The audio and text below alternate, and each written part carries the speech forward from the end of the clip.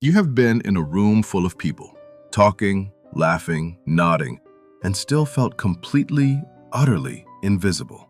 Not because you were ignored, because nothing you actually are was ever allowed into the room. Carl Jung said something that will never leave you once you hear it. Loneliness, he said, does not come from having no people around you. It comes from being unable to communicate what seems important to you. Think about the last time someone asked you how you were doing, and you said, fine.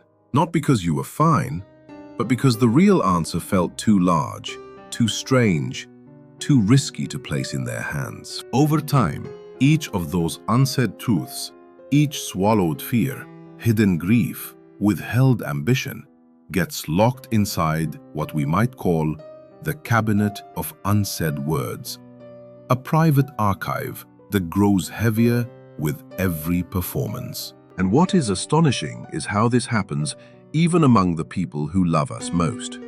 You can be genuinely loved and still be profoundly unseen, because love does not automatically mean translation. This is what Jung meant.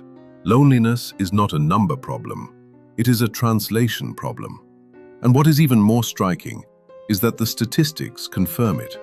Over 1 in 5 people globally report experiencing chronic loneliness on any given day. Among people aged 16 to 24, the most digitally connected generation in human history, loneliness peaks at 29%. All those messages, all those likes, and still the cabinet fills. Here is the real question the title of this video is asking. What if the very effort you are making to be understood, the explaining, the oversharing, the desperate need for validation, is actually what is keeping you most alone? If you have ever felt the weight of that cabinet, the unsaid truths, the swallowed words, the parts of you that never made it into the room, drop the word cabinet in the comments right now. You are not alone in carrying it. Now, this is where Jung stops being comforting and starts being dangerous.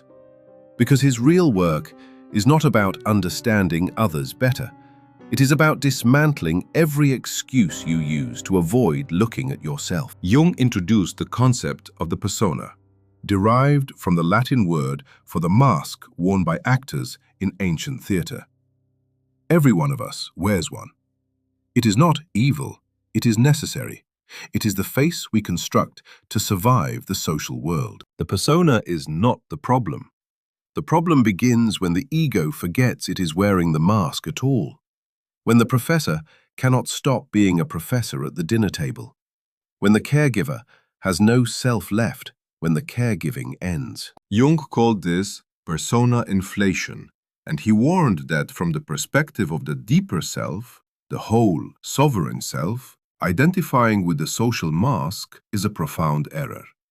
Because the persona feeds on approval, and approval is borrowed air. Jung called this persona inflation, and he warned that from the perspective of the deeper self, the whole, sovereign self, identifying with the social mask is a profound error. Because the persona feeds on approval, and approval is borrowed air. Martin Heidegger described the same phenomenon as the tyranny of das Man, the anonymous they. We dress how they dress, speak how they speak, want what they want, until the uniqueness of our own being is systematically leveled down to nothing. And here is what nobody tells you. Society rewards this erasure. It gives you promotions, approval, and popularity for being the most polished, most predictable version of yourself. The deeper self receives no such applause. Think of the film The Substance. Elizabeth Sparkle does not fight her fear of aging. She outsources her worth entirely to a younger surrogate. She does not integrate her shadow. She auctions it off, and her identity collapses. Jung identified 5 patterns that must die for real psychological growth to begin. The first is the performance of being a good person, the exhausting theater of moral perfection, designed not from genuine virtue, but from the terror of what people will think. The second is the compulsion to fix, save, and heal everyone around you. Jung was unsparing here.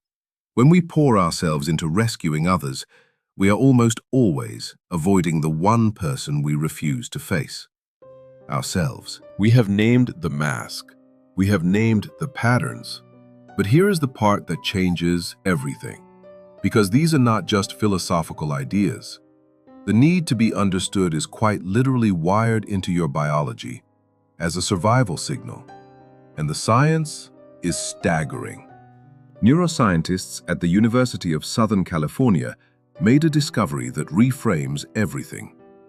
Using fMRI technology, researchers Morelli, Torre, and Eisenberger found that feeling misunderstood activates the same neural circuits as physical pain. Specifically, social rejection ignites the anterior insula and the dorsal anterior cingulate cortex, the same regions that register the distress of physical trauma. Your brain does not know the difference between a broken bone and being told you are not understood. And when you feel understood, the opposite ignites. The ventral striatum and the middle insula, regions linked to physical warmth, social reward, and connection. Being truly seen is not metaphorically nourishing. It is neurologically indistinguishable from being physically held. Here is the evolutionary reason this is happening. For our ancient ancestors, being understood by the group, being accepted, trusted, read correctly, was a literal survival requirement. Exclusion from the tribe was death. Your nervous system has not forgotten. This is why people with high rejection sensitivity experience even a minor misunderstanding as a somatic catastrophe. Elevated heart rate, skin conductance, the nervous system bracing as if preparing for a physical attack. The threat is real to the body. Now, here is the statistic that should stop you in your tracks. The chronic loneliness that results from chronic emotional invisibility carries the same mortality risk as smoking 15 cigarettes a day. Not metaphorically, physiologically. Neuroscientists also discovered something deeply counterintuitive, using characters from the television series The Office. When subjects experienced social feedback that was inconsistent with their self-image, their brains remembered it far more powerfully than consistent feedback. And here is where it becomes a trap. The brain attempts to consolidate these painful memories during rest, replaying them through the prefrontal cortex. But excessive overthinking during these rest phases backfires, locking the person deeper into a loop of distress. Take a breath. Right now. Because here is the thing. Understanding that your pain is neurological does not diminish it. It dignifies it. But what creates this level of sensitivity in the first place? The answer takes us back to the very beginning, to the family. Murray Bowen, one of the most important figures in the history of family psychology, spent decades studying how the emotional patterns of our earliest family system shaped the entire architecture of our self-worth. He called this process differentiation of self. Bowen distinguished between two selves within every person. The basic self, a stable, non-negotiable core of values, and the pseudo-self, a fluctuating, socially calibrated performance that adjusts itself endlessly to whoever is in the room. People who grew up in homes marked by emotional unavailability, parental addiction, severe psychiatric illness, chronic neglect, learned early that their worth was entirely conditional, not on who they were, but on how well they managed everyone else's emotional weather. Bowen called this emotional parentification, when the child assumes the emotional caregiving roles of the absent or incapacitated parent.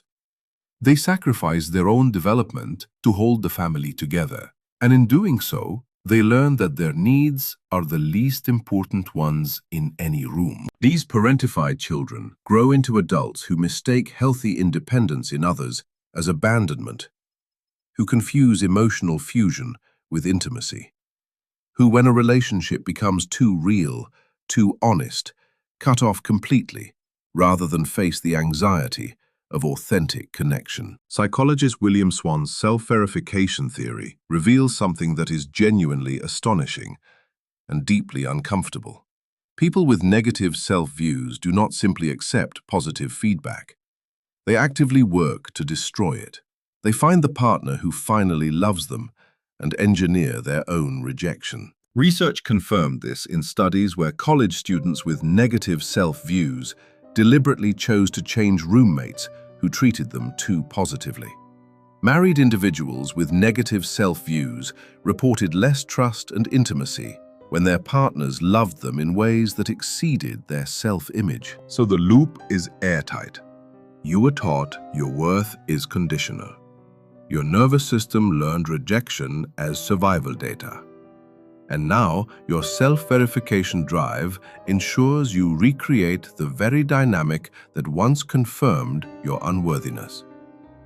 But there is a way out, and Jung called it the Sophia stage. Jung mapped the journey of individuation, the path toward wholeness, through the development of contrasexual archetypes. For men, the anima. For women, the animus. These are not about gender. They are about integrating the dimensions of yourself that your persona refused to perform. This journey progresses through distinct stages. The first is Eve, raw instinct, biological survival. Then Helen, the projection of idealized worth onto another person. Then Mary, ethical alignment, beginning to choose values over impulse. And finally, Sophia. Sophia is not enlightenment. It is not perfection. It is the point at which your empathy becomes a structure rather than a wound, where you can be genuinely present for others without needing the presence of others to exist, where understanding is no longer currency. It is a gift you give freely because it no longer costs you everything. Bowen's framework shows us what this looks like in practical terms. High self-differentiation means you can be deeply emotionally intimate with another person while remaining yourself entirely. You are not fused. You are not cut off. You are present without being consumed. Philosopher Hubert Hermans proposed that the self is not a single voice. It is a multiplicity, a dialogical chorus of internal positions, each with its own perspective, each with something to say. The work of integration is learning to let every voice speak, not just the one the world rewards. And if you are navigating the disruption that precedes this transformation, the anxiety, the disorientation, the sense that something you once were is no longer working, Jung had a name for that too. He called it Mercurius, the alchemical messenger. The signal that the psyche is ready to break its own limitations. One practical instruction that matters: do not disappear permanently into your inner work. Jung was insistent that re-entry into community, with a childlike spirit of play, not performance, is a necessary final step. You are not meant to transcend the world. You are meant to return to it, changed. Here is the truth this entire video has been building toward. Healing does not arrive when people finally understand you. It arrives when you no longer need them to. Let them misunderstand you. The cabinet is yours to open, not for an audience, for yourself.